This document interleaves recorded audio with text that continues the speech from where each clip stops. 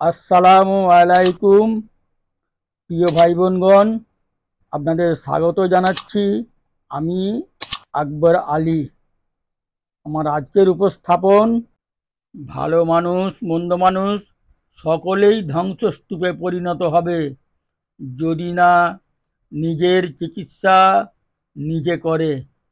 চিকিৎসা পদ্ধতি হচ্ছে, আল্লাহ সুবহানাহু তাআলা মানুষকে চিকিৎসা পদ্ধতি শিখিয়ে দিয়ে বলেছেন, ইল্লাল্লাযীনা আমানু ওয়া আমিলুস সালিহাত ওয়া তাওয়াসাউ বিল হক ওয়া তাওয়াসাউ বিস সাবর।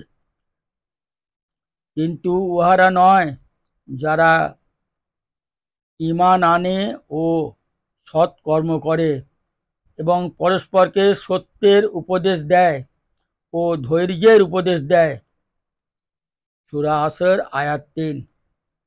অর্থাৎ নিশ্চয় মানুষ অত্যন্ত ক্ষতির মধ্যে রয়েছে, কিন্তু যারা ঈমান আনে ও ভালো কাজ করে এবং অন্যকে সত্যের উপদেশ দেয়, অর্থাৎ নিজে সৎ কাজ করে ও অন্যকে সৎ কাজ করতে উদ্বুদ্ধ করে, আর বিপদে আপদে নিজে ধৈর্য ধারণ করে ও অন্যকেও ধৈর্য ধারণের উপদেশ দেয়। মানুষের থেকে কষ্ট পেলে ক্ষমার মাধ্যমে ধৈর্যের পরিচয় দেয় এবং ভালো কাজের আদেশ ও মন্দ কাজ হতে বিরত থাকার নির্দেশ দিতে গিয়ে যে বাধা বিঘ্ন বিপদের সম্মুখীন হয় তাতেও ধৈর্য ধারণ করে। তারা এই সুস্পষ্ট ক্ষতি থেকে মুক্তি পাওয়ার সৌভাগ্যের অধিকারী।